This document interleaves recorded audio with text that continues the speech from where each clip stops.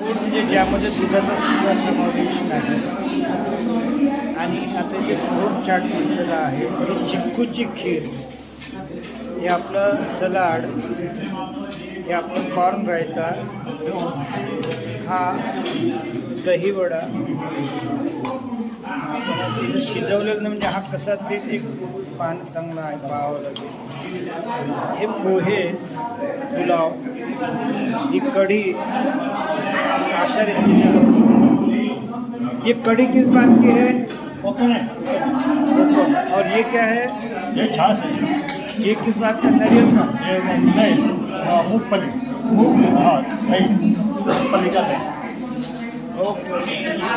आपण असं घरी जर हे न शिजवलेलं जेवण केलं, आता हे जसे पोहे आहेत, हे गाजर हलवा आहे, हे चिक्कूचं आणि फळांचं हे आहे, ही नारळाची कढी आहे, हे मुगाची ही यांनी दही केलेलं आहे. तर अशा रीतीनं न शिजवता सुद्धा मला लवकरच न शिजवलेलं अन्न सुरू करता येईल. आता इथे मी दहीवडा खाल्ला,